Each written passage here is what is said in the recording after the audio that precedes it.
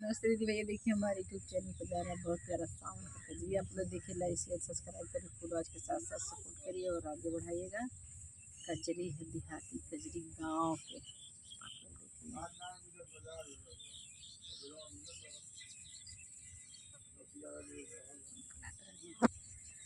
आलैया ढोलर नाना दीपालैया ढोलर नाना दीपालैया ढोलर नाना दी।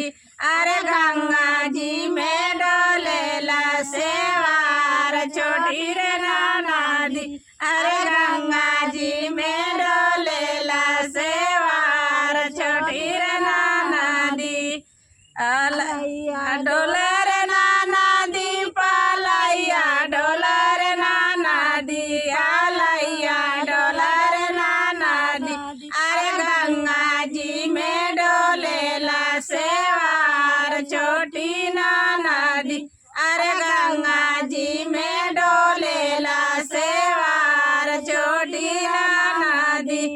अरे महंगा रुपया ना दे बहुदार छोटी रे नाना दी। अरे पातर पिया ना दे बहुदार छोटी रे नाना दी।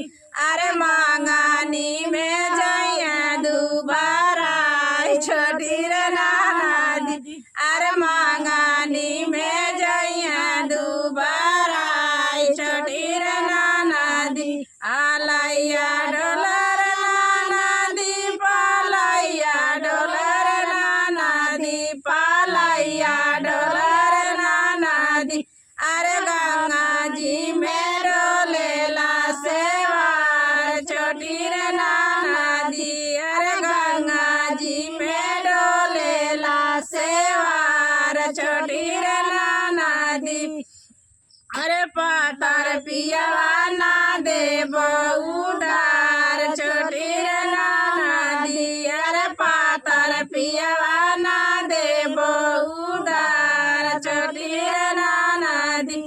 अरे मांगानी में जइया दुबारा छोटी रे नाना दी। अरे मांगानी में जइया दुबारा छोटी रे नाना दी। हरवा देवोर नाना दी नाथियावा देवोर नाना दी नाथियावा देवोर नाना दी। अरे पातर पियावा ना दे बहुदार छोटी रे नाना दी। अरे पातर पियावा ना दे बहुदार छोटी रे नाना दी। अरे मंगानी में जइया दुबारा छोटी रे नाना दी। अरे मंगानी में जइया दुबारा छोटी रे नाना दी। आलैया ढोलर नाना दीपालैया ढोलर नाना दीपालैया ढोलर नाना दी। अरे गंगा जी में डोलेला सेवार छोटी रे नाना दी। अरे गंगा जी में डोलेला सेवार छोटी रे नाना दी। टिकावा दे बोर नाना दी नाथियावा दे बोर नाना दी नाथियावा दे बोर नाना दी।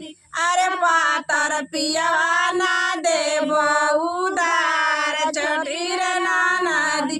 अरे पातर पियावा ना दे बहुदार छोटी रे नाना दी। अरे मंगानी में जइया दुबारा छोटी रे नाना दी। अरे मंगानी में जइया दुबारा छोटी रे नाना दी। आलैया ढोलर नाना दीपालैया ढोलर नाना दीपालैया ढोलर नाना दी। अरे गंगा जी में डोलेला सेवार छोटी रे नाना दी। अरे गंगा जी में डोलेला सेवार छोटी रे नाना दी। लागवा देवोर नाना दी चुनरिया देवोर नाना दी चुनरिया देवोर नाना दी।